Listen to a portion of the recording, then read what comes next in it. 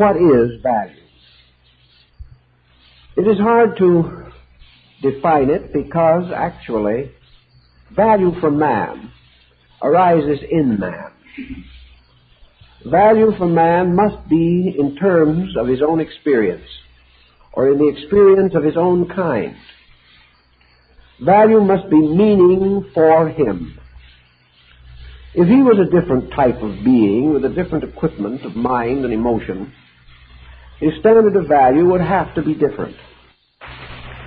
But because he regards that to be valuable, which satisfies his instinct of value, our first problem, of course, is to try to understand his instinct.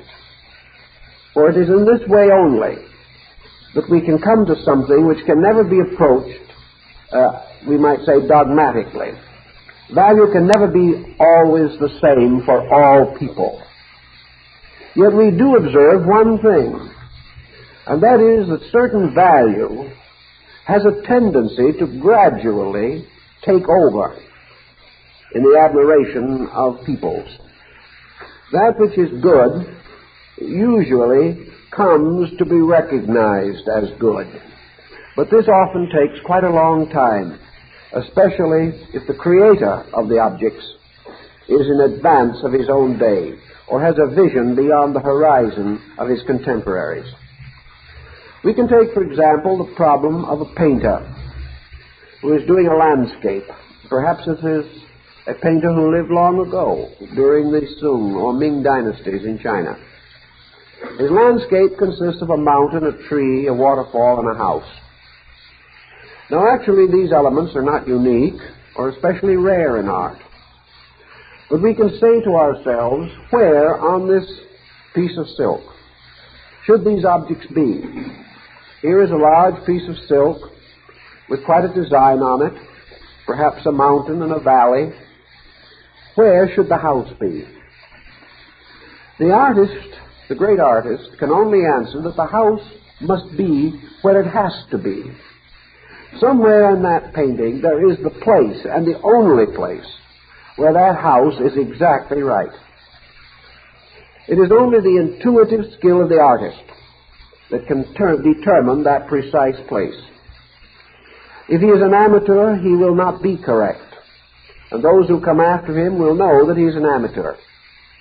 If his judgment is not sound, he will be mistaken in some way. Some value of his picture will not be valuable. Therefore, when we see a great painting, when maybe centuries later this picture of the landscape is hung in one of our great galleries, we say to ourselves, is it not remarkable that this house is exactly where it ought to be? We have the mysterious intuitive power of sensing this rightness. We could not have put it there ourselves. We are not perhaps the great artist. But we recognize that it is where it belongs. Therefore, the picture becomes acceptable to us. And because it is acceptable to many, it becomes rare. And because it becomes rare, it becomes expensive.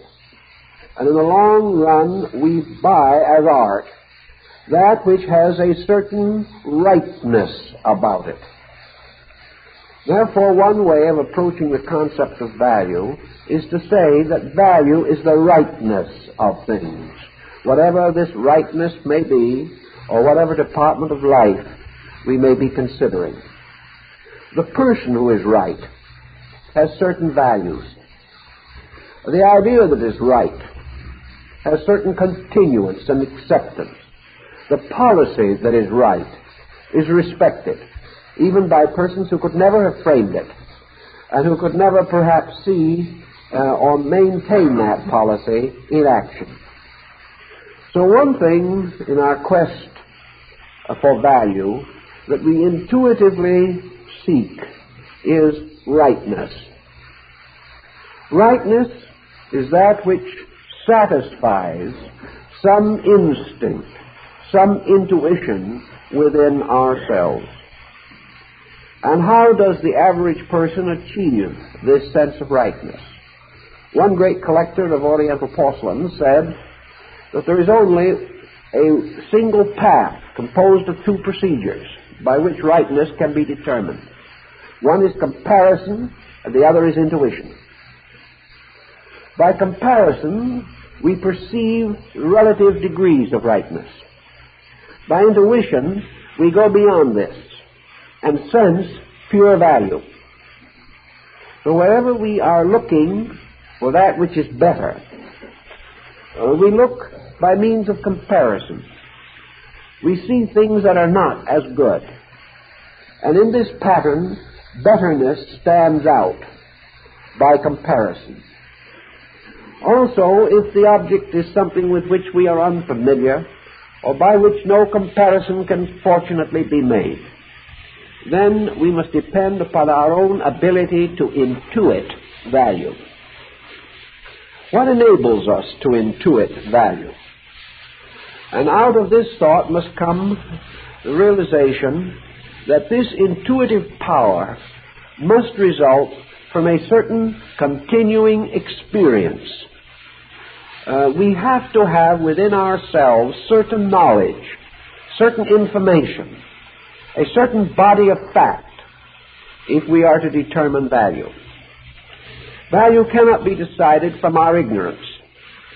It must be decided from certain strength of knowing. And this strength of knowing the Greeks gave much consideration to. Perhaps among the Platonists, Neoplatonists, we had some of the earliest efforts to determine and define value. And their concept was not essentially different from that of the Asiatic.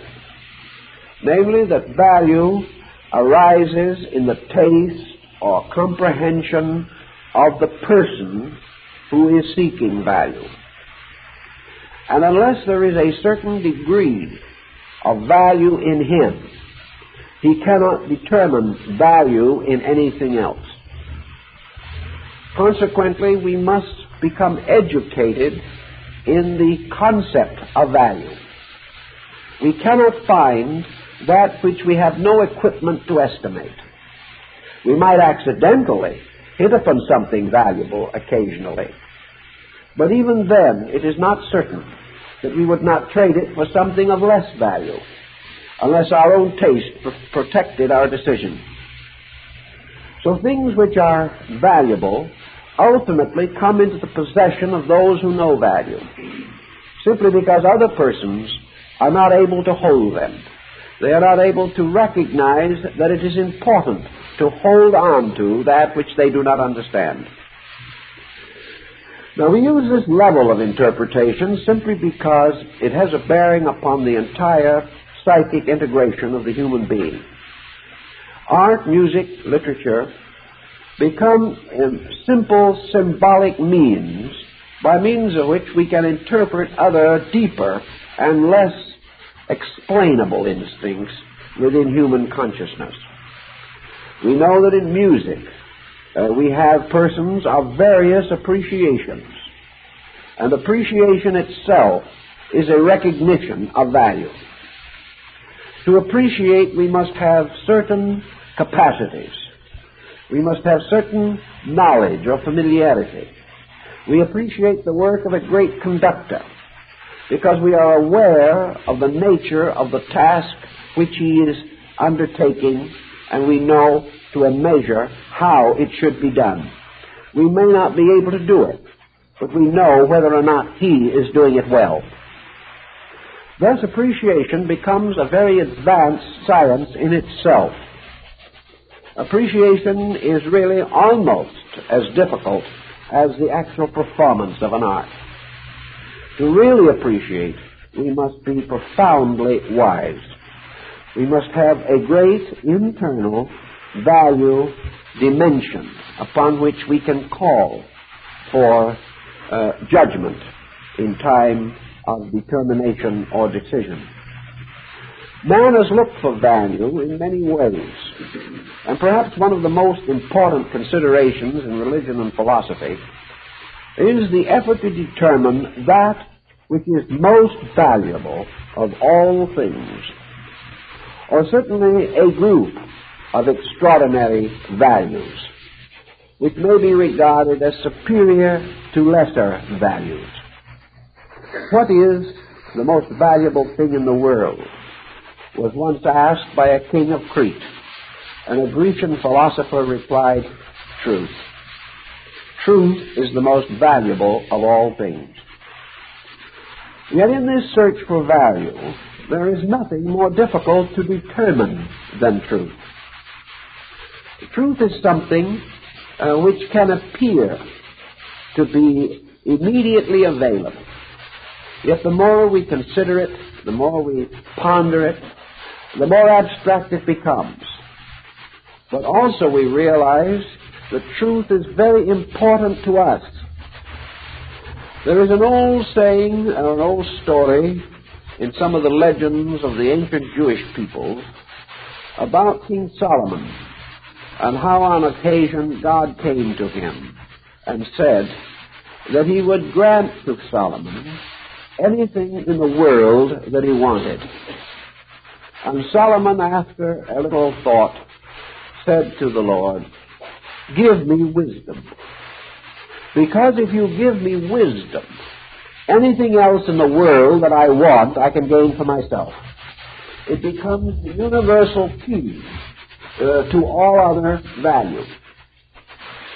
Therefore, if truth per se is the ultimate value, then wisdom is the most valuable way, or the most valuable instrument by which the individual may be able to come to the perception of that which is true.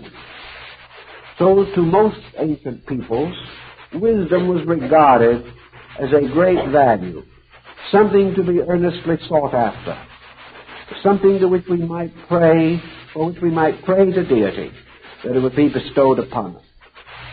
Yet wisdom as value is in itself a very interesting thing, because wisdom does not descend miraculously upon the foolish.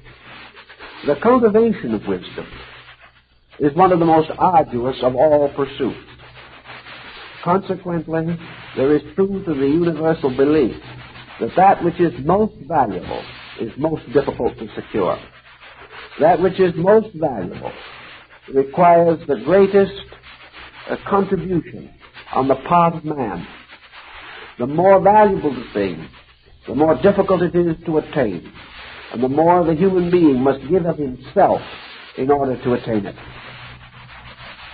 Wisdom, then, being, to a sense at least, the key to all this mystery, we have to think a little bit about wisdom as value. Wisdom is a kind of value which may or may not be obvious or immediate in the experience of the individual. Wisdom may or may not cause the person to be rich, powerful, influential. It may or may not give him a life of ease or security. Very often wisdom tears the individual from all his footings and makes him a wanderer upon the face of the earth. Very often wisdom causes him to turn his back upon those things most prized by other men, to search alone and in solitude for things which others have rejected or not found valuable. Wisdom may keep a man poor, or it may turn him from profit to the unselfish, dedicated service of his fellow man without compensation. So wisdom does not immediately solve the problem of the average person.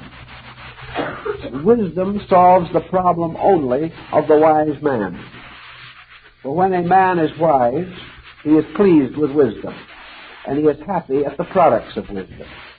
But if the opinions of the wise or the laws and statutes of the wise are imposed upon those who are not wise, instead of finding joy, they find misery. Just as the imposition of law and order upon the lawless will bring them little contentment or peace of mind. So wisdom becomes a clue to another statement of value, namely that value is closely and intimately associated with the power of the individual to appreciate value. Value must always be something within his comprehension. But the universe is a constant process of unfolding comprehension.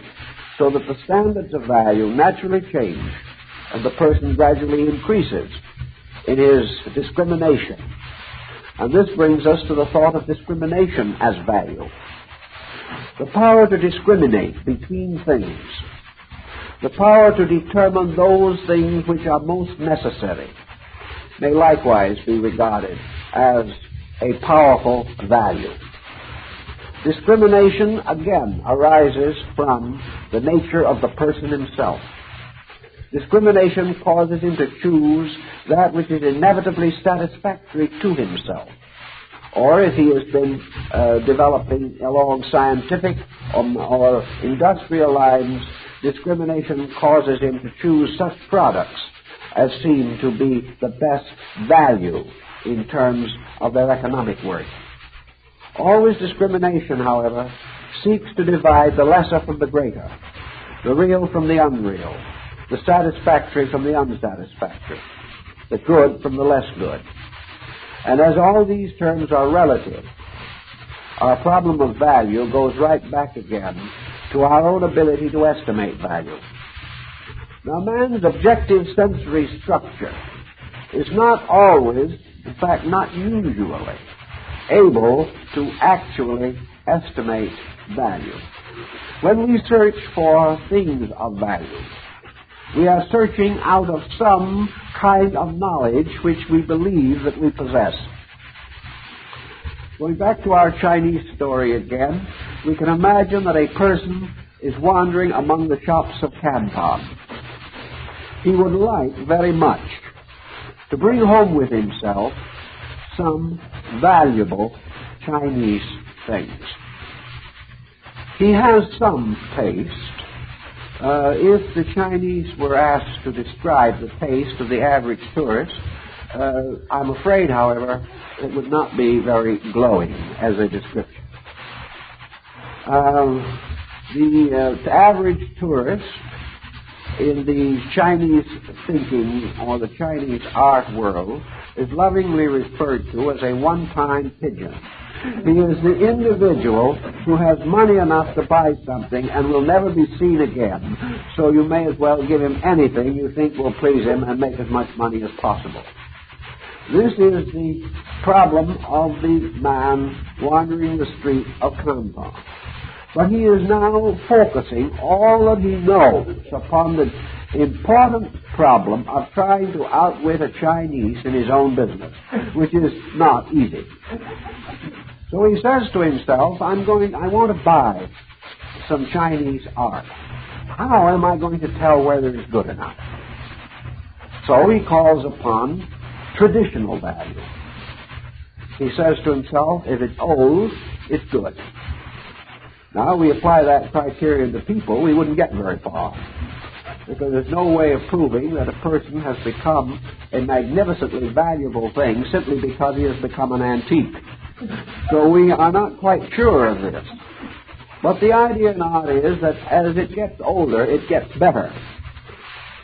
But the Chinese gentleman has also played checkers with this situation before and knows exactly what to do.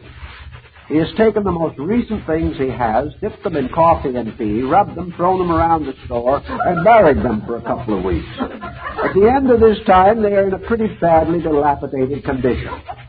So our individual, who is working from a yardstick of decrepitude, sees this tattered thing and says, here is value. Here is something that must have actually come from the home of Confucius. Nothing could be as dilapidated as this and be less than 1,000 years old. So a very beaming merchant sells it to him at a ridiculously low price, and everybody is happy.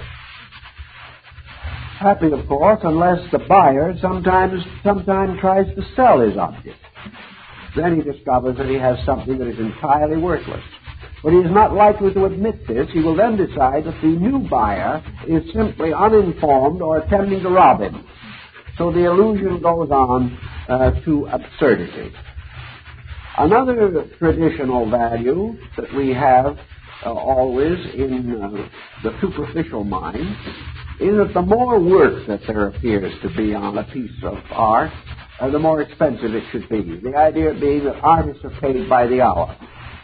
Therefore, if we find something that is simply loaded with ornamentation and decoration, in the most brilliant colors and in the most terrible confusion, this obviously represents a masterpiece. This is the way we view life. It has nothing that limits it to art. Complexity becomes value to the uninformed. If it is difficult, it is good. It's like the elderly Scottish lady who went to church and heard the sermon. When she got through, someone asked her what the minister talked about. Oh, she said it was a wonderful sermon, but of course, I didn't understand a word of it. This is the idea. If we don't understand it, it's good.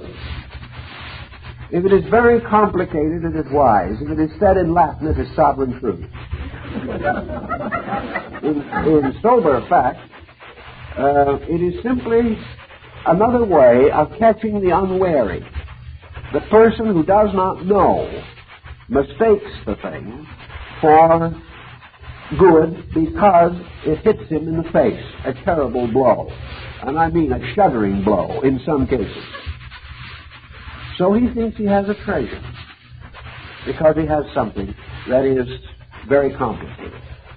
Another point in the traditional code is that it is more expensive if it is bigger. This is one of the most common situations. If it's 6 inches high, maybe it's worth $10. If it's 10 feet high, it is obviously worth a fortune. What it is seemingly makes very little difference. The uninformed buy by the pound, or by the yard, or by the foot. So the larger it is, the grander it is supposed to be. And many individuals have paid more to freight an object home than it was worth, simply because they bought something that was tremendous at what they regarded to be a very reasonable figure. So size is mistaken for value. Another thing, of course, that is mistaken for value is psychological size. The great professor is regarded as a highly important person, although he may or may not be particularly informed. When a very mediocre citizen becomes alderman, he becomes a gentleman of consequences. He's gotten larger suddenly. Therefore, he is more valuable. No one knows why, and during his term of office, he never does anything valuable. But he is still more valuable because he is an alderman. This again carries on into your art world. A signature, a name, a seal, great value. Of course, it may be forged. It may never have been anywhere near the artist whose name is there. But names become very valuable to people who have more faith than discrimination. Even assuming that the name was genuine, we have no reason to assume that a name or a seal alone is the certainty of excellence. Perhaps if it is genuine, it gives us a greater sense of assurance. Antonio Stradivarius made some of the greatest violins the world has ever known. But every violin which he signed is not a great violin. Some are pretty bad. So the name does not necessarily stand for value. But in the shopping world, it becomes a very important symbol. We know this today, where names have become recognized as symbols of integrity. Years ago, they may have been. Today, it is very doubtful if the name has much meaning. But we still follow it because we are leaning on crutches. We want some patent way to determine value without having the skill to discover it for ourselves. So we go along the street of Canton and we look for other ways of determining value. In the search for value, we are often involved in the quest for the bargain.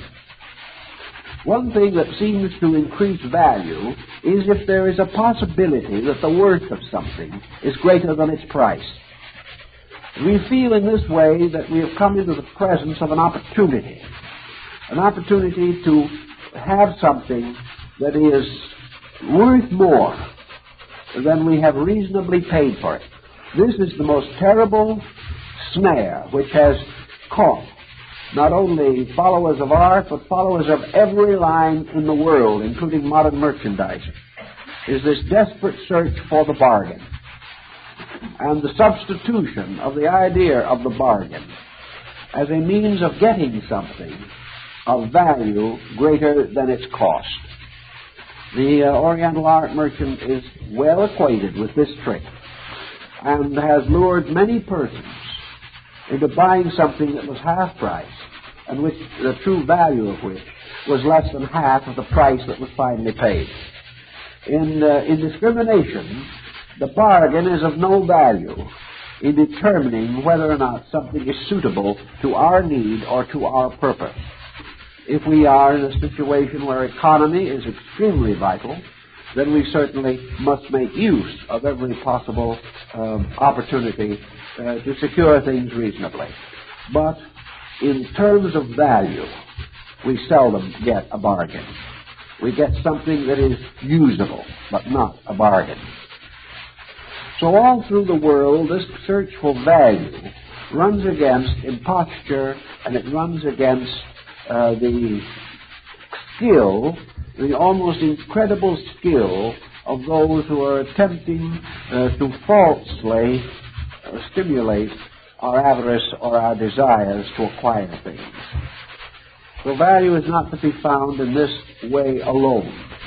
Now, there have been several great artists and art collectors who have sought for value. And for a minute, I would like to pause and give them some consideration, because I think that the whimsies of these people are interesting to us. There was a very great collector of Chinese porcelains. This man had one of the finest collections in the world. He spoke no Chinese, and until the very last years of his life, he never went to China.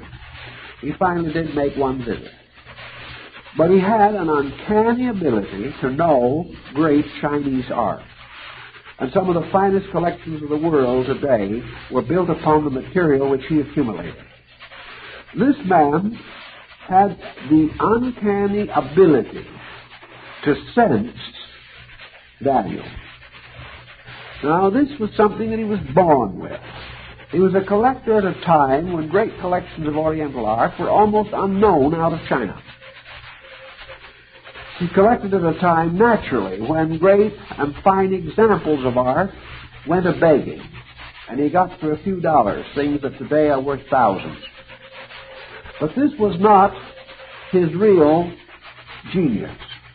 His real genius was to step into a situation in which no one cared, and no one seemed to know, and no one seemed to appreciate. And in this situation, to suddenly discover a concept of value which had been ignored, but which enabled him to move into a field in which he was practically alone. Therefore, to do almost exactly as he pleased in this field. He therefore must be regarded as one whose sense of value transcended the traditional and went into a completely neglected area. Most Europeans of his time, and he was European, were much interested in Renaissance and in the early European primitives and the great European masters. And as a result of this interest, the prices of these things were rising, as they have continued to rise even now, until they became, we might say, the luxuries of the very rich, or in our generation are destined almost inevitably for institutions. Private persons can no longer own them. In the midst of this tremendous overemphasis upon European art, this man discovered Asiatic art. He found, moving into London and Paris and the great art centers of the world, marvelous examples of the beautiful paintings, ceramics, silks, jades, and bronzes of China. He became fascinated with them. He knew they were good. And so, ridiculed by his contemporaries as being the collector of trash, he gradually acquired the great treasures which, up to the time of the recent revolution, the Chinese themselves were trying to get back. He became a tremendous authority because he broke through and discovered meaning. He discovered value. Now, how did he describe his own experience? What did it mean to him as a person? He took a beautiful example of celadon, beautiful Chinese moss green ceramic, and he stood it alongside of some of the elaborate productions of the European porcelain manufacturers, and even some of the great historical pieces of early European ceramics. And he said that he discovered in the Chinese pieces something that was lacking in the European art. And this thing that was lacking was this wonderful rightness of things. He suddenly realized that these Chinese masters of art had been moving from a canon of art that was much more rich than that of most of the European masters. He learned, for example, that this great ivory work, this great jade, these marvelous pieces of crystal, these ancient excavated bronzes, came from people who had a great sense of life value. They came from people who worked tremendously from a religious inspiration, and yet their religion was not forever obvious. He looked in the great galleries of Europe, and he found that most of the masters, from Botticelli down to Velasquez, had painted principally Madonnas or crucifixions. He found the Chinese equally religious, but they did not move into this obvious area of religion. He found in them this marvelous worship of the fitness of things. He found in them a spirituality that expressed itself through an absolute inner certainty of creation of beauty. He knew that these artists must have been great human beings. They had to be. They may have been unschooled, they may have been unlettered, they may have come from a country in political turmoil, they may have been enslaved, but they were still great. They were great because they had the tremendous power to put the thing in the right place.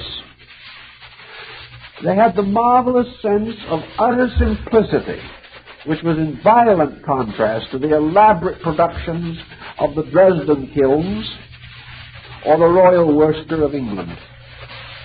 These things were simply too much.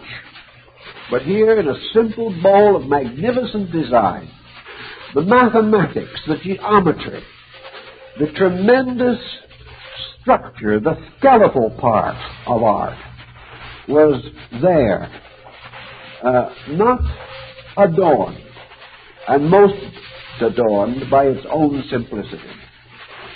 So he knew that he had something good. He knew that the world would sometime find that it was good. And they did. The world came to know the importance of this type of thing. Another collector who had great reputation was very peculiar in his own taste. It is said of him that he never would buy a piece of art that had been excavated from the ground. Why he had this peculiar viewpoint, we do not know. It was his taste. It was his sense of value. He also collected Chinese art, but he only collected more recent things. He collected them only because that they still had about them the complete meaning which the artist himself had intended. It is the curse of the antique, to this man at least, that it must fade. Most people today would not recognize the Mona Lisa if they saw it as it was originally painted. It has been overpainted and varnished and restored and repaired. What we call the mellow color of the old masters is nothing but the gradual changing of the varnish tones from age, in which we see the picture now, as we term it, marvelously mellow, but as, in terms of the original, simply half faded out. This man wanted only that which was in the same condition as was envisioned by the original artist. And in ceramics, he was able to advance this. He was able to secure magnificent examples that appeared as though they were made yesterday, and broke all the laws that they should be old in order to be good. Yet many of them were old, but they were perfection in themselves. Because this man wanted the art only in the color, in the form, in the condition in which the artist created it. Now this is a highly technical, highly critical point, but it is still part of the point of value. Another person likes to collect pressed autumn leaves between the pages of a book. The wonderful color of the dried leaf has a fascination of its own, but it can never be actually regarded as the same as the living leaf. Some want the living leaf, some like the pressed leaf between the pages of a book. So there are these different ways in which we approach value. And this value sense certainly does arise from our own psychic integration. It rises from certain polarizations of consciousness which symbolize or set forth our own instincts or the peculiar formula of our own individuality. So in our search for what constitutes value, the ageless quest for value, we have to finally go into ourselves and study there, if we can, the laws of this universal mystery, because it is present in all things. Primitive man sought value just as modern man does. And primitive man, even when he was struggling for survival, produced a great deal of non-surviving factors because he wanted them to be beautiful. He made a spoon in order to dip his soup. A plain, simple, crude spoon would have served his purpose, but he couldn't resist the instinct to decorate it. Not because it increased its usefulness, but because in some way it became more pleasing to himself. And this pleasing something that is non-utilitarian, this overtone in which satisfaction rises above usefulness, has something to do with the rise and origin of the consciousness of value. Now, in man himself, we have a being with a certain subconscious maturity. I think it is necessary always to agree with the basic premise of Socrates, namely that there is something inside of man, something at the source of himself, which is better than his common knowledge of himself. Better than the person he knows is the person in himself whom he does not know. If, therefore, we search deeply enough into man, we will find as we go deeper, more and not less, that man moves from a rich core existence into a diluted circumference existence. That in man there is something that is richer in the knowledge of value than his normal, average, everyday conscious experience. This other thing which is richer is the thing which value must ultimately cater to, or which must help man to reveal value. So we can apply this in a way to the contemplation of art. Most great art lovers, especially lovers of Asiatic or ancient arts, choose their art in a very simple way. They simply sit down and let the art move them. They become quiet to the art. They, in some mysterious way, relax the artificial criteria of the conscious mind and seek for the subconscious experience of value. If the person ceases to use his mind, ceases to use his emotions, ceases to make use of formulas, gets his eye away entirely from the price tag, and simply relaxes, he really believes and usually can prove that he has a taste inside of himself that is a surer guide to value than any rationalization which he can apply.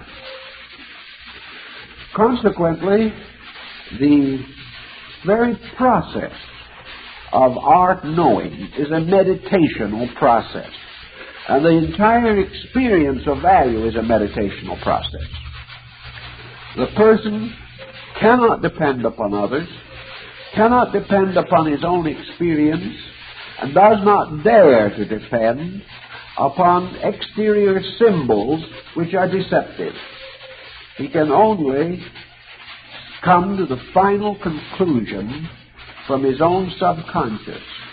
And when his subconscious nature, looking at this object or this thing which he is considering, very quietly says to the conscious personality, "This I like," the chances are that value has been found.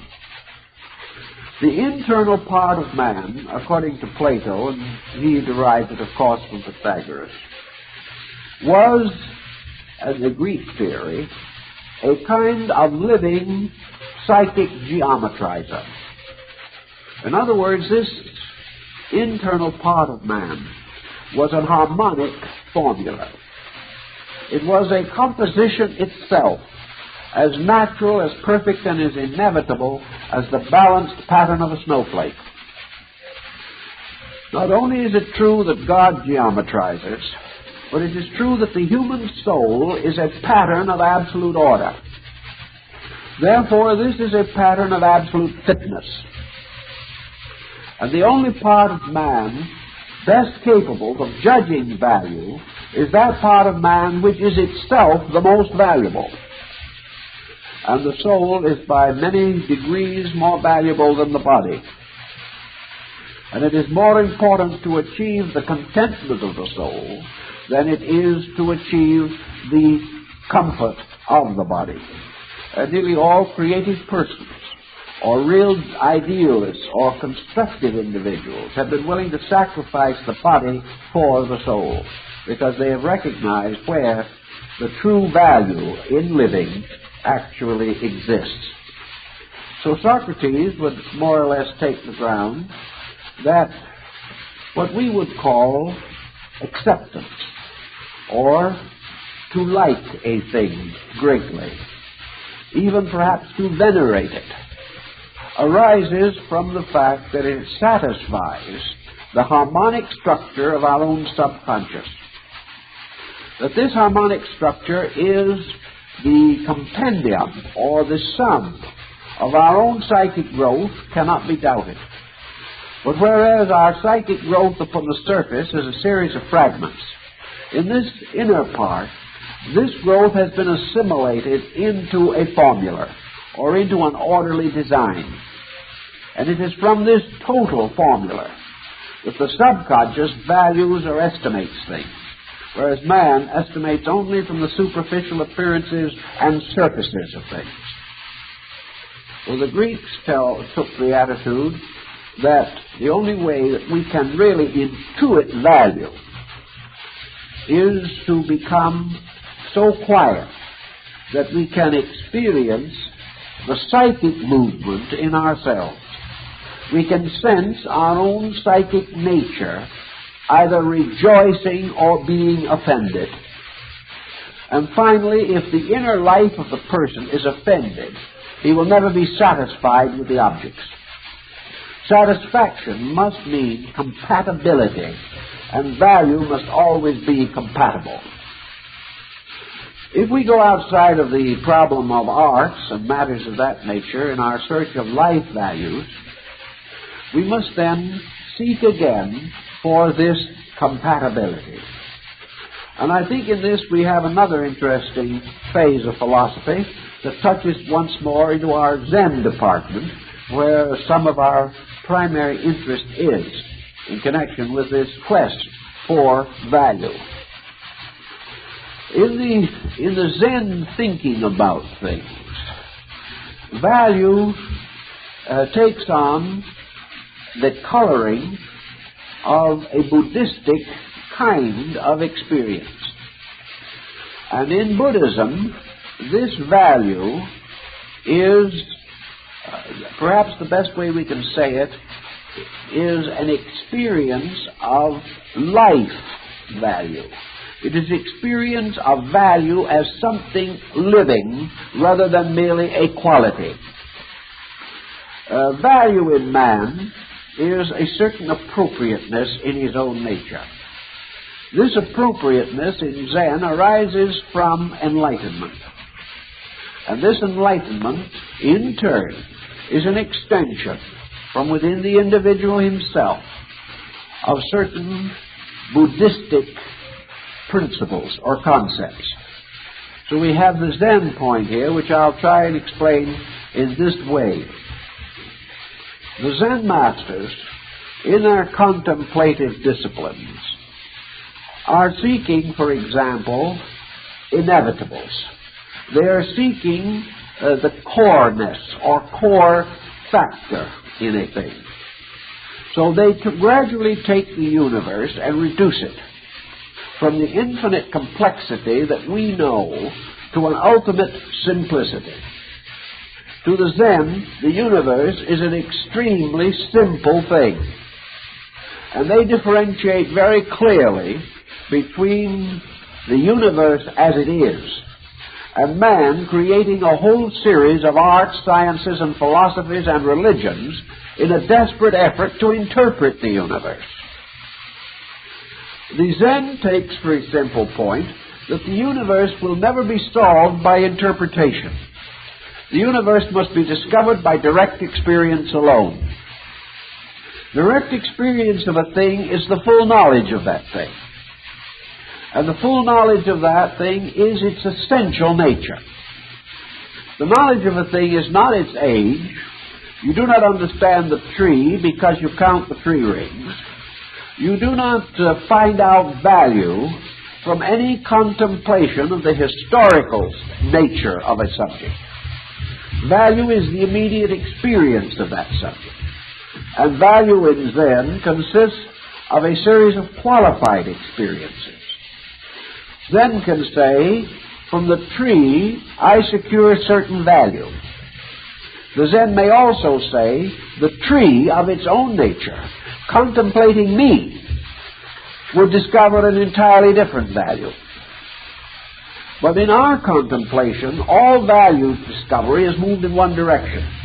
It has always been man discovering the value in other things. He has never paused even to consider the possibility that other things may be contemplating his values. This means that as far as Zen is concerned, all value in nature is only man value. And man looking at a tree finds man value in that tree.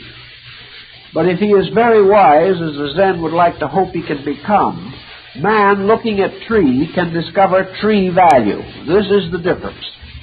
And it's a very abstract point, but it has a bearing upon the whole problem of value. Namely, what is the value of a thing of itself, entirely apart from its relationship to man? What is the value of anything if it is divided from man? Does it cease to have value? Would a painting be valuable if there was no such a thing as man? Would a beautiful ceramic be valuable if there was no such a thing as man? Would it be any different whether the bird built its nest in the side of a crag in a rock or built his nest in a magnificent bowl? Would it mean any difference to the bird?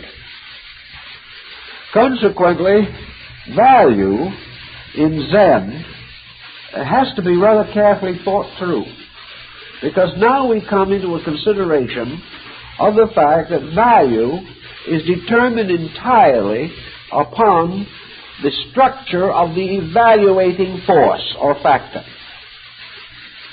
Almost everything that man creates is valuable only to man, or valuable only in terms of man. Of course, there are occasionally things which he does which affect other things. But for the most part, a man says this is great because man made it and man appreciates it. Taoism, the Chinese philosophy which gave rise to so much Zen, estimates the value of a sunset. The sunset is important to man because he has a certain kind of nature. Is the sunset important to anything that is not a man? Is the sunset important to a bee or a flower? Is a sunset a miracle to them, or is a sunset merely something which inevitably takes place around them, of which they may or may not be even aware? So the search for value for man must be in terms of these things which seem extraordinary, remarkable, wonderful, or unique to man himself. Now, if this is true, what is the value of these things? Man himself will die. Man will pass out of the picture. Time will destroy all these things which man has fashioned. In a million years, perhaps only a handful will remain to be hidden in some stratification of the rock. Everything that is beautiful that man makes must ultimately fade away. Therefore, where is value in these things? They are not valuable because they will outlast something else. They are not valuable because the substances that they are composed are actually valuable. They are not valuable because they transcend the limitation of human perspective.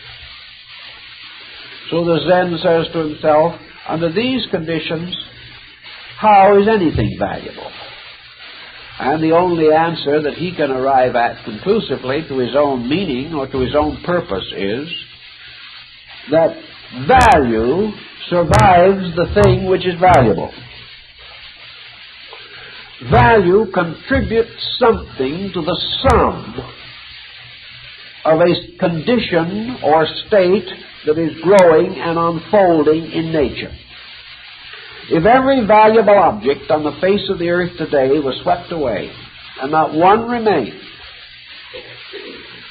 the sum of value would not be destroyed. Value would continue. Value would remain because value has contributed constantly to other things.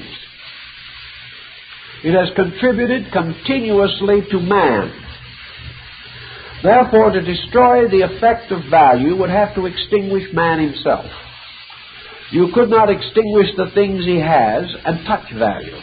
But if you extinguish the man, then you extinguish both himself and the value. But you cannot extinguish man. And this is a point that Zen takes into very definite consideration. Man can die, but he cannot be destroyed. Man can cease to be here, but man cannot cease to be.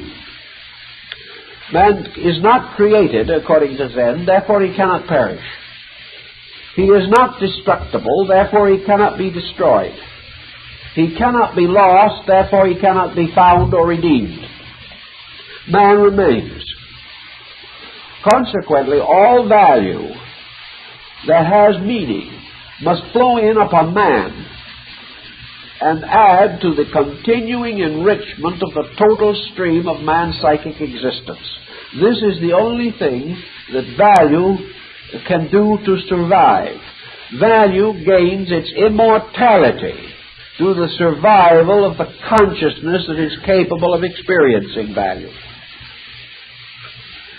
It is true, then, that the great art of the Wei dynasty, 1800 years ago, in China, is mostly gone. There are a few examples in great museums. Some of the most famous works of art have vanished away, and some of the greatest painters and sculptors of all time are names only, and not a single surviving work attributed to them is known. Yet although this has occurred, the value of this work has its own immortality, because the value of the unknown artist of Rome was found and lingers in the contribution of culture which Rome has made to all men. The sculptors of Greece may be forgotten, but without them, the philosophy and civilization of Greece could not have changed the course of human history. So value is continually surviving in the total cultural inheritance of mankind. The items may cease entirely, but the value goes on. In the same way, the individual departing from this world in the Buddhist concept may take with him only certain appreciations, certain conscious experiences which he has known within himself. Among these conscious experiences is the experience of value.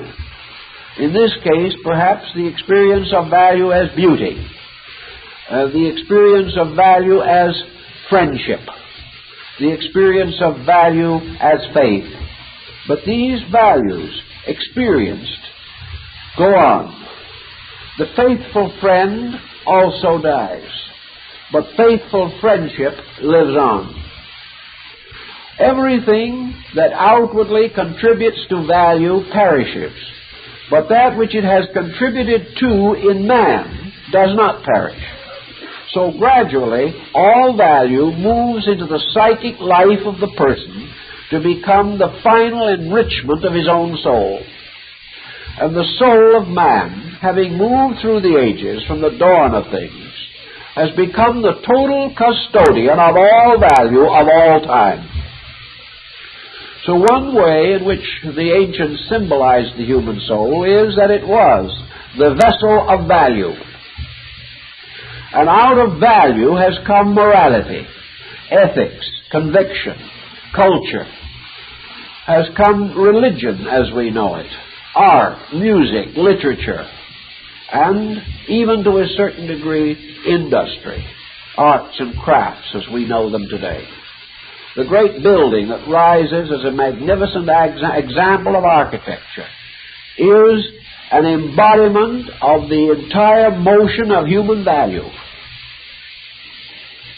The person growing day by day in his own understanding, moving along the course between ignorance and wisdom, even in the course of one simple lifetime, is moving continuously through a chemistry of value which he inherits, which has come to him, which is innate to him. Value which influences everything that he sees and everything that he touches. And this value is the legacy of all good. Just as knowledge has been built upon the most primitive foundations, and the first thoughts of man have made possible the present thinking of man. The first simple device lies behind every invention, every creativity of human consciousness. So behind man's resolution to become better, to grow, to unfold the natural potentials of his own entity, behind this pressure is value. Value moving him into the gradual fulfillment of itself. And into this, as the Zen points out, has moved the entire heritage of the race. Now, to some persons, value, in the term of this great inheritance, is more locked than it is in other persons. But it is also true that it is this compound value, this flowing of all streams into each of us, a mystery in itself, yet one that we cannot deny because we can experience it daily. This flowing of all streams into each. And how does it happen? The Mendelian law is a simple statement, but it still is not an explanation. It does not reveal to us the full machinery that makes this possible.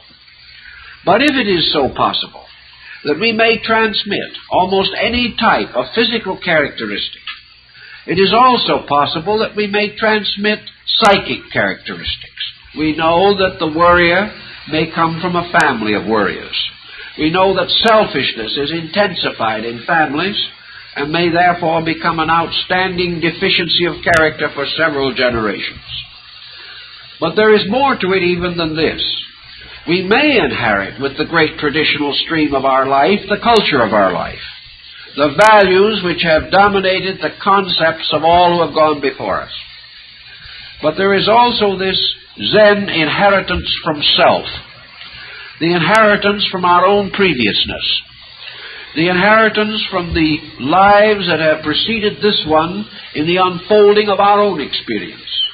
If we have lived as conscious beings through all of the experience of history, we have lived through every level of value. And this value has been gradually stored within ourselves, not as a series of details, so that we can come back or bring back into our mind the formation of a Persian helmet or an ancient Etruscan plate, but the senseness of good, the senseness of fitness, the recognition that in those days great art was produced, great philosophy was conceived, great religion was written. When we recognize that the Psalms of David, among the greatest of religious poems, have come down through over 25 centuries, we know that there was great understanding long ago. And this idea that no one has had any intelligence until the 20th century is quite false. And if there's any doubt about that, the 20th century itself is removing the doubt. Actually, we have received a tremendous heritage of sensitivity. There is a strange refinement that has come to us because we have grown up with the experience of value. We have known in our own background, in the mystery of ourselves, the sacrifice that men have made to give beauty to the world.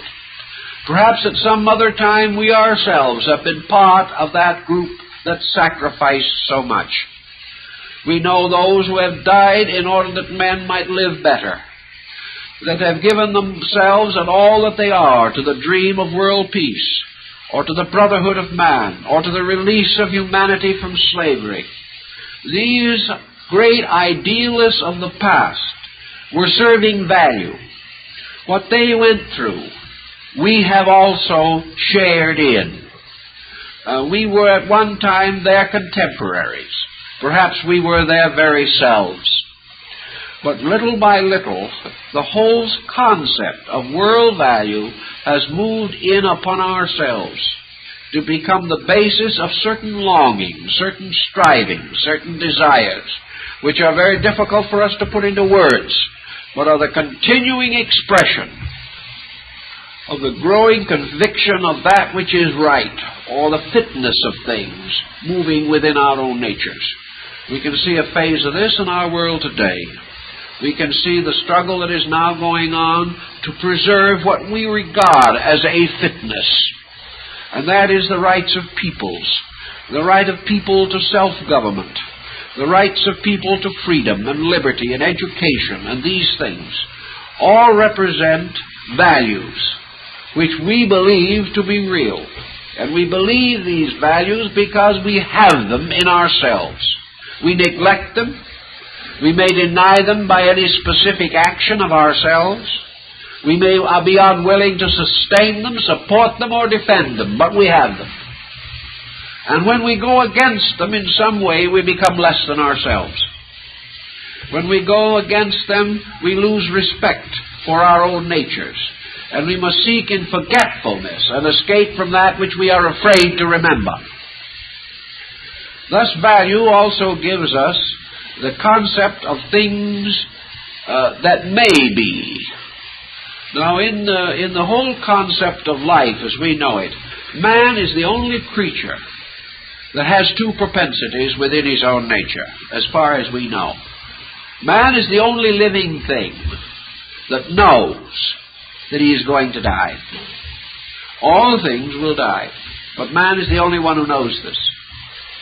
We have no way of sensing that animals are burdened throughout their lives by any fear of death. We know that they are going to die and that they are going to meet it in one of many forms. But there is nothing to indicate that they know it. So that perhaps they are saved of the tremendous neurosis which burdens man and has made him one of the most difficult creatures in the world to live with, for himself as well as for all other creatures. The second thing that man possesses is that he is the only being that we know of who has the power to envision a state in the future better than it is now. He is the only creature that recognizes itself as an architect of destiny. He is the only creature that in a state of war can still dream of peace. He is the only creature that in a state of intense competitiveness, such as we know today, can still envision a utopian world of cooperation. Man, therefore, possesses the incredible capacity to dream of a way of life that is the fulfillment of something better than his conduct today makes possible. Here again we come into Zen and higher Buddhist metaphysics, because actually man's power to dream that he is better than he can be in action actually means that he is already better. Man cannot dream of anything that has not already been attained by himself. Therefore, actually, if man can say honestly to himself, I would really like to live in a world of peace and beauty and harmony and security and friendship and love. If a man can say this and mean it and experience the need for this in his own consciousness, then that man has already attained that. Only he doesn't know it. Between this internal attainment and his external state remains the problem of his own personality. But he now has a personality that is in conflict with his own principles. This conflict we recognize everywhere. And one of the byproducts of such conflict is psychic illness. Psychic illness arises from the fact that man is growing up mysteriously in his own psychic life, and his material life is not keeping up with it. Now, this would be almost the exact opposite of what we generally think. We say to ourselves, man's material progress has greatly outstripped his cultural, and therefore we are in serious trouble. This is not the real principle, but of course it is the apparent principle. The apparent principle is that our physical progress has gone more rapidly than our morality. But both the physical progress and the morality are on the objective plane. Therefore, man has made inventiveness advance more rapidly than his ability to release his own value. This does not mean, however, that his value is not there. It does not mean that man's scientific knowledge has actually excelled his spiritual knowledge. It means that his scientific way of life has excelled his ability to use his spiritual knowledge, or to be aware of his own psychic integrity or intensity. Thus we are confronted with the fact that man has within himself the great vision that has given him religion, given him art, music, and all of these tremendous cultural things. But he is unable to live personally in a manner consistent with the best of himself.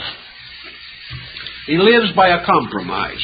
And the more complete the compromise, the worse his material affairs must go. So we have a person whose internal psychic nature knows that that person is immortal. Yet that person himself is a materialist who has no belief in survival after death. Now, this is a curious situation.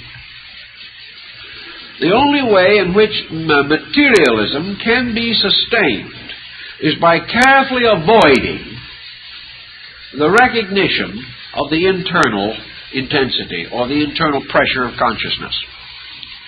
To meet this, the individual tries to explain away his own psychic entity. He tries to say to himself, I believe that I am immortal. I instinctively believe this. I can't help it. I noticed some time ago quite an interesting dissertation by Sigmund Freud, in which he was fighting and wrestling with the angels about the problem of immortality. Freud said in one of his books, I want to believe in immortality. I want desperately to believe in it, but I can't. I simply cannot fit it into my concept of the way the universe actually is. So here's a man who has within himself immortality, who can't die if he wants to, and yet is afraid to believe that he is immortal. He is afraid because it conflicts with the structure of his own mind. This is a good example of what Zen tries to reach out and correct, and that is this dominance of the intellect over instinct. This instinct in Freud, which made him say, I want to believe. This instinct within Dr. Einstein, which caused the same confusion. This instinct, to these men, was merely a residual traditional superstition. To these men, it was merely the continuance of a kind of folk belief. They could not realize that this instinct was themselves. They had to explain it away, because they had to retain the materialism which came to them to be regarded as the symbol of intellectual maturity. But the Buddhists, particularly the Zen, say very simply that if we are quiet, like children, we will strangely move into the kind of world that children live in. We will move into a world of beautiful believing. We will move into a world in which our own attitude changes everything. There's a wonderful fable about this in the Buddhist doctrine, which I think is rather to the point. The Buddhist tells us, for example, particularly the Zen sect, that the mysterious fabled otherworldness, the golden shores of Sukravati's blessed land, is not remote, it is here. Certain Christian mystics have held the same attitude, namely that heaven is here, only we don't know it. Bhimi more or less held that view. So did Meister Eckhart. Heaven is here, but we don't know it. And the Zen says, if you will look at a tree from the outside with ordinary eyes, you will see what you see. If, however, you look at a tree from inside yourself with the Zen eye, this tree suddenly becomes the jewel tree of the ancient sutras. This tree suddenly blazes forth into the magnificence of a divine being, because that being is there. This tree suddenly becomes radiant. The earth becomes radiant. All living things seem to be moved in tremendous fields of light and energy. Man, looking from within himself, sees the universe of the withinness of value. And suddenly, as he looks, the universe of tired, weary things, the universe of death and pain, suddenly seems to fade away. And the light in himself, touching all these things, transforms this world into the most glorious paradise conceivable. Suddenly this world is heaven. Everything in it is magnificent, beautiful, inevitable, eternal. And then in the moment, as in the case of Plotinus, the heavens close again, and man is back again into his own small fault-finding sphere of personality. He cannot hold this, not as yet. But if he was able to go to the inward dimension of life, he would find that he is in the same wonderland that makes beautiful the lives of children. The children have not learned to forget beauty. Men have not yet learned to remember it again. So in the forgetting and in the not remembering, we live in a dark world. But this darkness is in us, not in the world. It is our own inability to experience the release of the power of value within ourselves. The most valuable thing for us, then, is this power to release value. for it is the only solutional thing that we have. And this release of value gives us the nearest of truth that we will probably ever be able to know or appreciate. Perhaps all that we will ever need to know. For truth for our kind of creature is fulfilled in the realization of the inevitable and immediate nobility of that creature. Truth for man is for him to realize that he is a radiant truth being. Consequently, in the Buddhist philosophy, particularly the Jodo sect, we learn that the Amitabha concept, in which this magnificent being, seated forever upon the open petals of the golden lotus of the sky, with its radiance extending through 10 myriads of worlds, its benevolence touching into every part of existence, this being that to our Western minds is little less than a god, if we are interested in the concept at all. Certainly this being that seems to possess every attribute of a divinity, suitable for worship and veneration. Yet to the Amidist, this great concept of Amitabha is not a god at all. It is simply man come of age. It is what man is. Instead of viewing this as some wonderful, mysterious power that could only come from a being infinitely greater than man, therefore requiring a vast concept of theistic forces operating in nature, Amitabha, the all-compassionate, the perfectly enlightened, the Lord of life and death, the infinite servant of all that lives, who has planned in its own consciousness not only the salvation of man, but the salvation of every blade of grass, that not only is the illumined Buddha of mortals, but is also the perfection of the lotus and the star, the perfection of the bird, the perfection of everything. For into this great concept flows everything that lives. For in Buddhism there is no heaven just for men.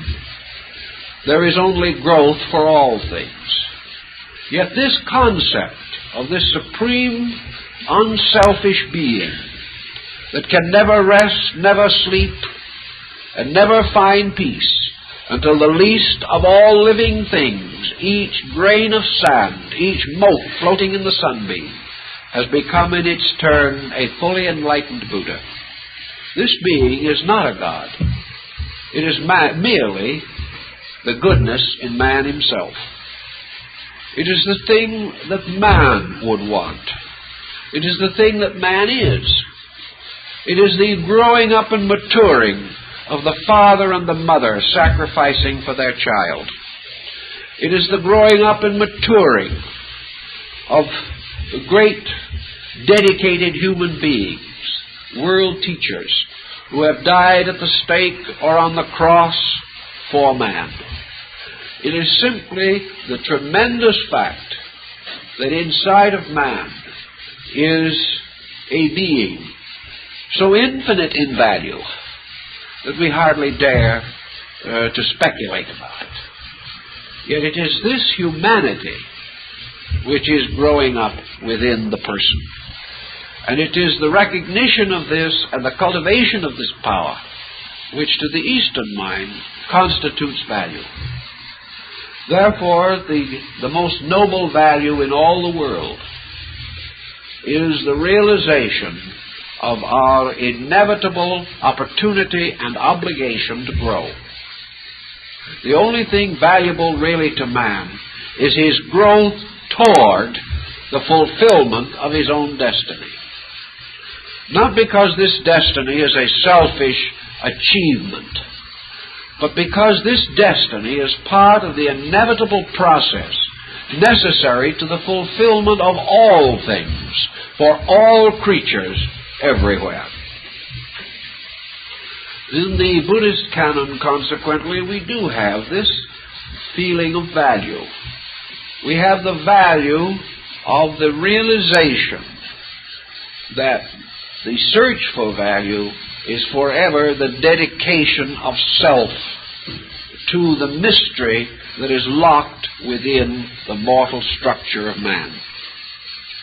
This dedication to mystery may express itself as discipline, as the continuing remembrance of the law in action. To sense this and to achieve it was one of the great principles of Zen doctrine.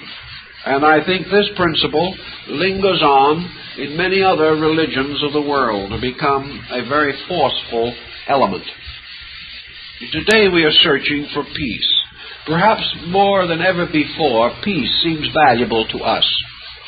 We would mostly sacrifice many things we have today if we knew that we would never again be faced with the danger of nuclear warfare. If we knew today that we could, by the surrender of material things in great measure, if by the giving up of much of what we have, or most of what we have, we could end the danger of war, I think most persons would make that sacrifice. Because it has come too close to us now, this danger of the thing which is not valuable. And suddenly out of all of this dilemma appears the value of something we have neglected, the value of peace. Now, peace or concord among nations is merely an extension of the peace principle as it exists within ourselves. We can never have peace in the world unless there is peace in man. And of course we mean in this sense essentially what we must mean, namely that we are referring to lack of peace between men. War is a human phenomenon as far as man is concerned. There is strife in other parts of nature, that we know. But the peculiar war that we fear most, the unreasonable and uncertain war, is the result of man's own conspiracy against man. And this is a thing for which we seek a solution. And we dream of the possibility of peace. We dream it because we know it. We dream it because every one of us at some time or other has experienced inward peace.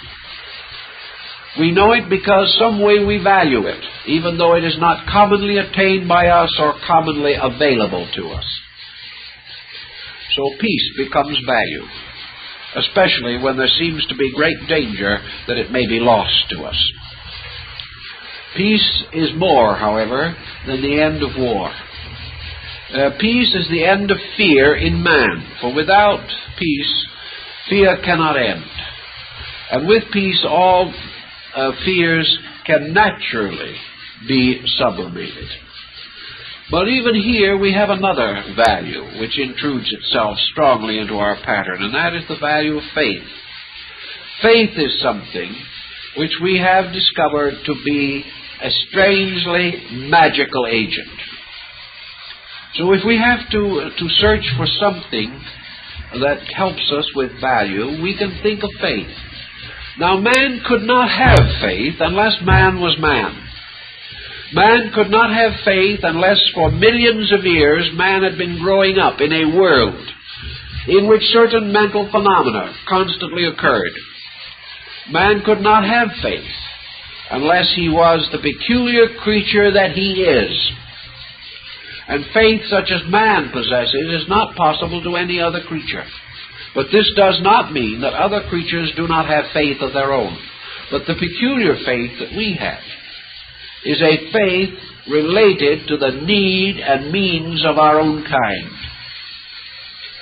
Man is the only creature that we know of that is capable of the full conscious experience of faith in self. Other creatures have faith in man, but man alone seemingly has faith in himself. The faith in himself is born of the fact that internally he knows the strength that is at the root and core of his own being. Man is capable, therefore, of a direct act of faith, because man knows that what we call faith is a believing in something that inwardly that man already knows. Believing is therefore, or faith, is a clarifying toward the conscious recognition of that which is already known.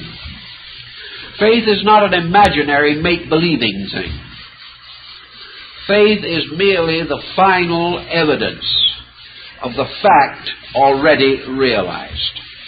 Man has the power of faith because man already has that which will sustain faith. Faith, however, becomes an open way by which the individual trusts himself to the full meaning of his own internal strength. By faith, man can step out into the unknown, not just simply because he has faith, but because in man there is the strength to do this thing. Faith, therefore, releases the strength that is, although for most people it is a substitute for strength, or it's something in which we are taking a long chance, sustained only by some exterior belief or some conviction. But actually, faith that tells the man that he can do wonders is only telling him the fact about himself. But we do not know this because, again, we are locked from the very substance of our own believing. So faith gives us certain positive attitudes. Faith is value, then, and fear is lack of value. Faith as value supports resolution to use internal potential. And we know time and time again how this operates, how it moves in life. We have a popular saying that has been used in popular metaphysics and popular psychology for many, many years. Namely, that the individual can accomplish or be that which he is convinced he can accomplish or be. That if he has the firm and certain realization, he can achieve in accordance with that realization, so long as that realization is reasonable. This simply means in the Eastern philosophy of things that man, by the act of faith, claims his own birthright. Now remember that this act of faith has nothing to do with the fact that he's entitled to a new apartment house or something of that nature. This fact of faith has to do with his power to live according to greater value. Faith, finally, is the conviction that we can be better than we think we can. Faith is not a belief in a situation which will endorse delinquency. Faith is the conviction that there is more inside of man than he has suspected, and that if he needs it, if he very simply and naturally asks for it, with the proper attitude of his own consciousness, it will be available to him. But if he asks for it for reasons that are themselves without value, he will move that old law of karma in on himself and wish he had never done it. But faith to the Buddhist mystic is just this power to achieve that which is inevitable, the achievement of that which is near and proper. Therefore, faith is the bridge which unites the world of illusion and the world of reality. And across this bridge built of faith, man can move from the appearance of things to the substance of things. And he can also move the inner substance of his nature out into the world of phenomena to direct his action and his conduct in harmony with truth and with principles. So we have in the search for value the final discovery of value in self. We have the infinite recognition that the great source of all that is necessary to man has to be in man himself. It is the only way in which the entire universal program could be honestly administered. Religions in the West say that when man was created, God placed within man a spark of divine power, that God gave a part of himself into the creation of man. By this very concept itself, there is in the root of man a divine power, an omnipotence, an absoluteness, which is due to the very fact that the God in him is the life in him. And the fact that he is alive is a proof of the presence of the divine principle.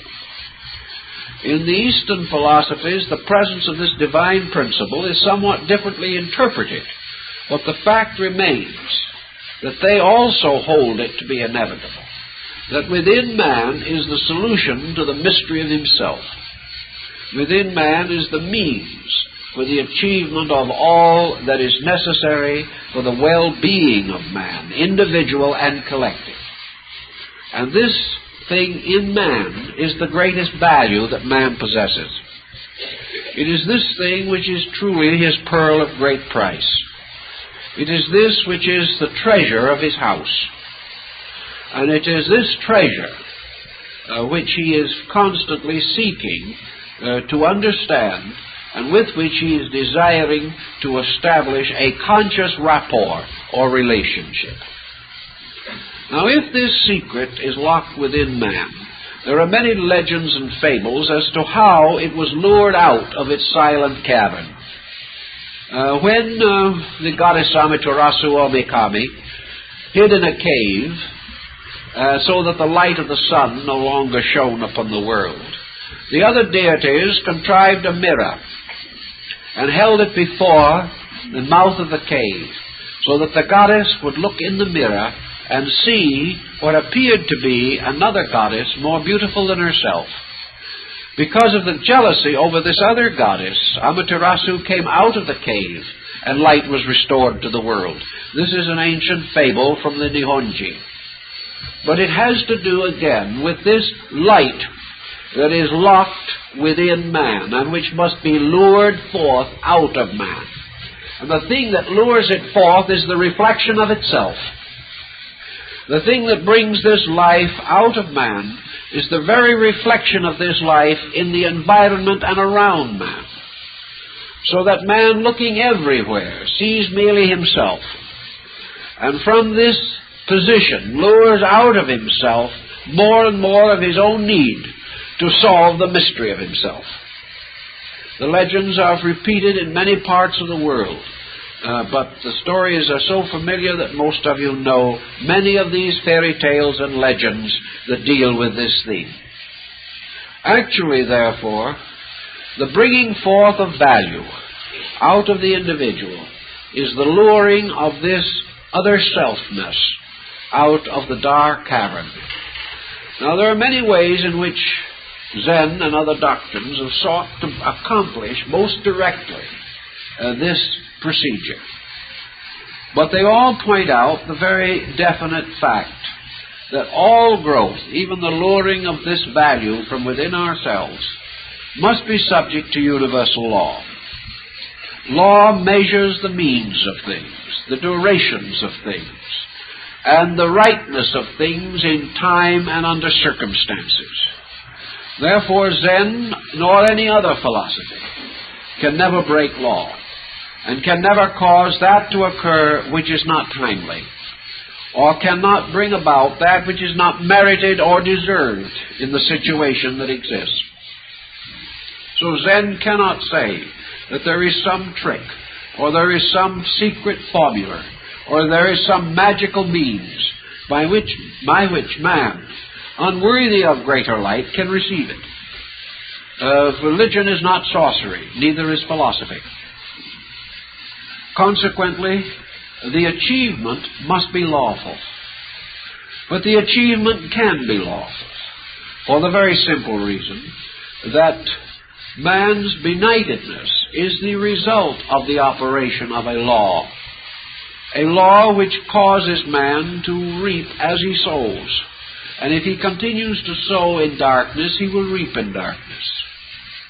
But Zen points out that this law is always subject to one thing, and that is that all of the thoughts, emotions, and actions of man are subject to the laws of existence. But the laws of existence themselves are subject to the infinite fact of consciousness. Therefore, consciousness never breaks a law. Consciousness is not greater than law. But consciousness is the means for the inevitable and eternal fulfillment of law.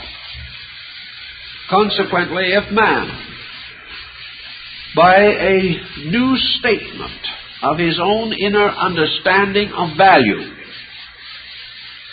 so states that he causes consciousness to move in terms of value, then man outgrows certain limitations, or ceases to keep the causes of his own tragedy moving or circling upon the wheel of destiny.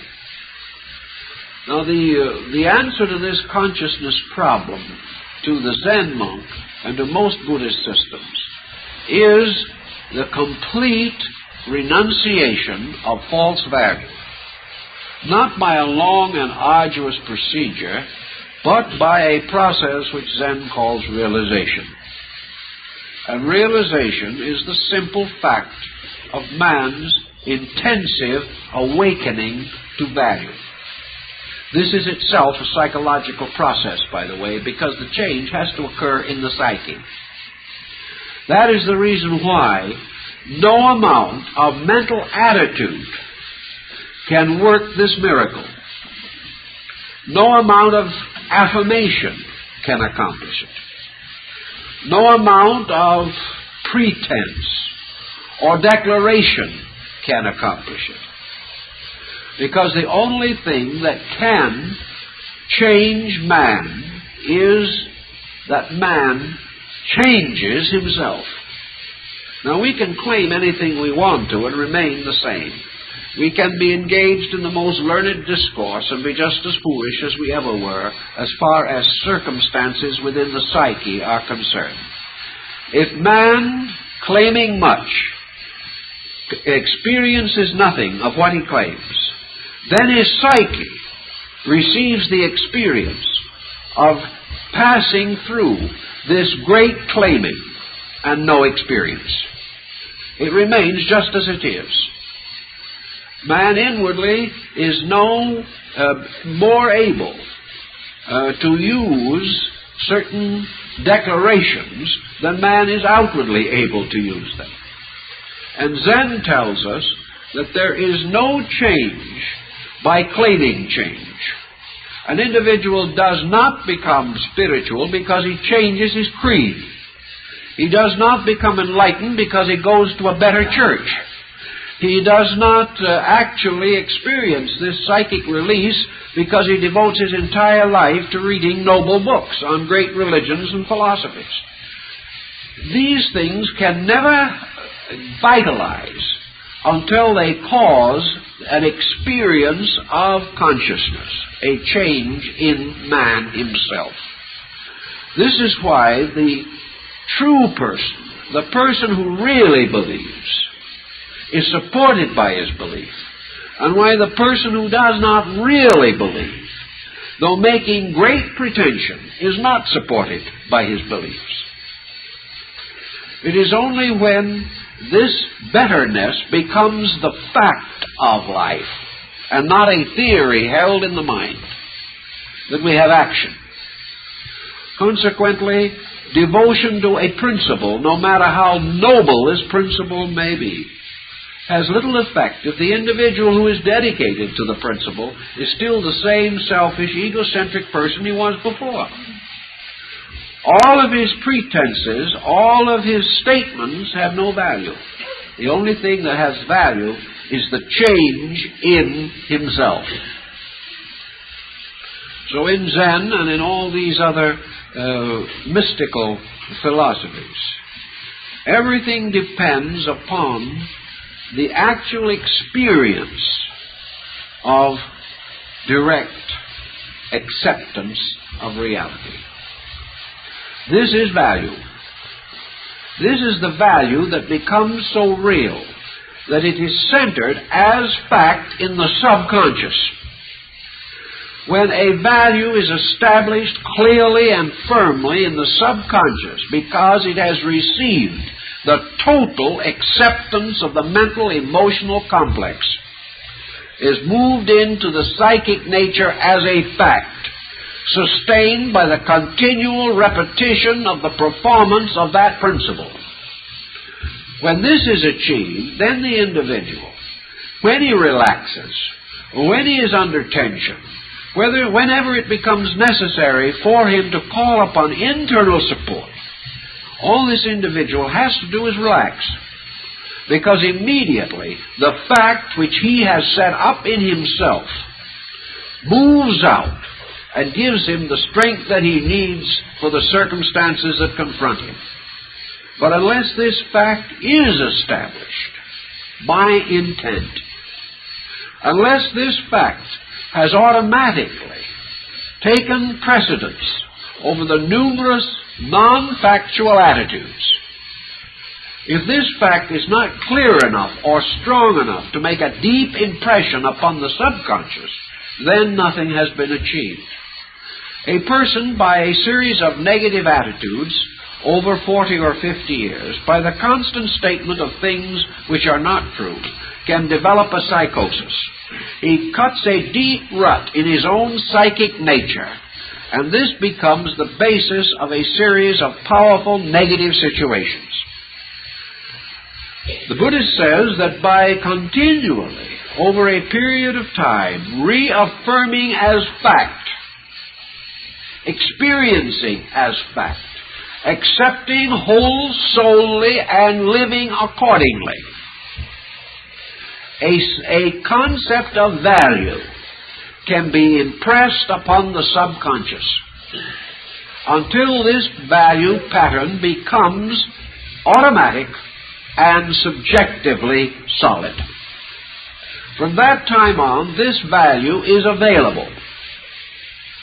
From that time on, the individual will instinctively live, act, and think in accordance with that value. And if this value is true, if he has built a real foundation of concept, of principles and law within himself, in any emergency that arises, he is sufficient to his own need. But unless the intensity of his own original attitude has cut this deep and clear mark, then it is not available to him. So in emergencies, the person who has had nice thoughts but never really done anything about them does not have strength. But the person who has convictions and has built them quietly and firmly over a period of time finds these convictions suddenly come out again through himself in the form of his spiritual help in time of trouble. So whatever he has put in there will come out.